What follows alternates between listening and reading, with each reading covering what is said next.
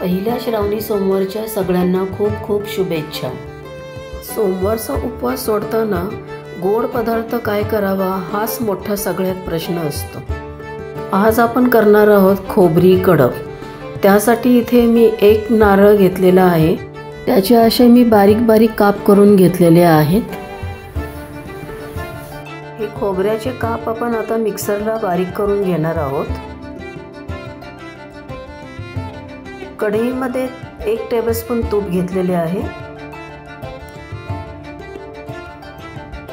तूप थोडेसे गरम झाले की त्यामध्ये आपण मिक्सरमध्ये बारीक करून घेतलेले खोबऱ्याचा किस घालून घेणार आहोत।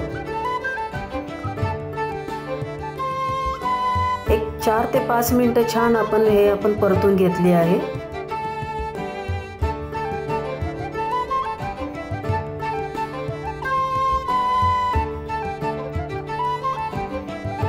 एक 2 ते 3 मिनिटे आपण हे छान परतून घेतले आहे। आता जेवढा खोबऱ्याचा किस होता त्याच्या अर्धा आपण गूळ खिसून घेतलेला आहे। गूळ घालून पण छान आपण हे एकजीव करून घेणार आहोत। मोदकाला जे आपण सारण करतो ते सेम सारण आपण इथे करून घेणार आहोत।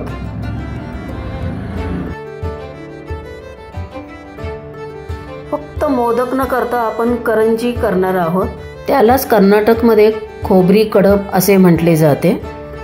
श्रावण महिन्यात कर्नाटकमध्ये हा एक पदार्थ हमखास सगळ्या घराघरात केला जातो आणि चवीला तर तो अप्रतिम लागतो। श्रावणातल्या एका सोमवारी तरी हे खोबरी कडक तुम्ही नक्की करून बघा। आपले मिश्रण आता छान परतले गेले आहे। इथे मी आता 1 टेबलस्पून फक्त साखर घातलेली आहे। साखर एवढ्यासाठीच घातली आहे की हे मिश्रण खूप कोरडे होऊ नये, छान एकजीव व्हावे म्हणून साखर घातलेली आहे। आपले मिश्रण आता छान एकजीव झालेले आहे। इथे मी 1 ते 1.5 चमचा भाजून घेतलेली खसखस घातलेली आहे। तो व्हिडिओ माझ्याकडून स्किप झालेला आहे। आता आपले हे मिश्रण आता छान तयार झाले आहे। ते आपण एका ताटामध्ये गार करण्यासाठी काढून ठेवूया। आता आपण पारीसाठी लागणारे पीठ मळून घेऊया। त्यासाठी इथे मी 1/2 टेबलस्पून मीठ घेतलेले आहे आणि 2 वाटी गव्हाचे पीठ घेतले आहे आणि 1 टेबलस्पून आपण इथे तेल घेणार आहोत। छान आपण हे पीठ आता मळून घेणार आहोत। पुरीसाठी लागते तसे घट्ट असे आपण पीठ मळून घेणार आहोत। असे घट्ट पीठ मळून घेतले आहे। हे पीठ आपण आता एक अर्धा तास तरी झाकून ठेवणार आहोत। आपण सारण जे गार करण्यासाठी ठेवलं आहे ते आता गार झालं आहे। त्यामध्ये आपण शेवटी आता वेलची पावडर घातली आहे। वेलची पावडर घालून ते छान आपण एकजीव करून घेणार आहोत।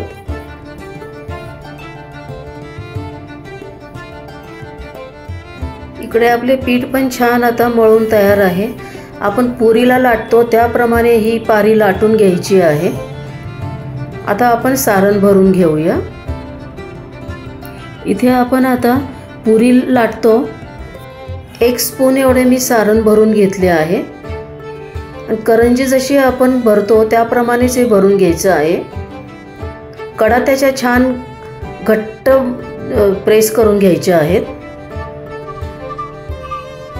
कडा त्याच्या तेलामध्ये आपण करंजी सोडतो त्यावेळेला त्या सुटल्या नाही पाहिजेत।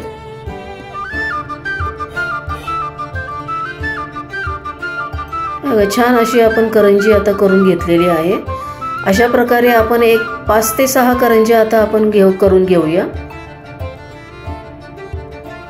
इकडे तेल पण आपले गरम झाले आहे। तेल गरम झाले की आहे की नाही आपण फक्त एक छोटासा तुकडा आपण त्यामध्ये पिठाचा घालून घेतला आहे। तेल आपले गरम झाले आहे। आता आपण हे कडबू सोडून घेऊया।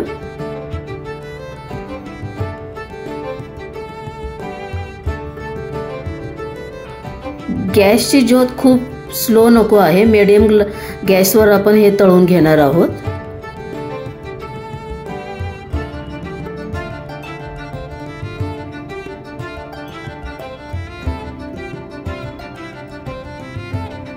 झाऱ्याने असे आपण तेल त्याच्यावर सोडणार आहोत। एक 5 ते 10 सेकंदांनी आपण हे कडबू आपण आता परतून घेणार आहोत. आपले कडबू आता तयार झाले आहेत.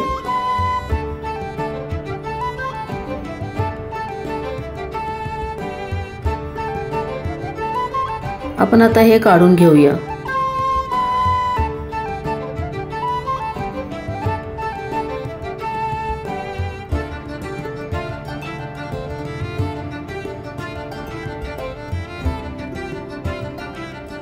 अशाच प्रकारे आपण सगळे कडबू आता हे तळून घेऊया.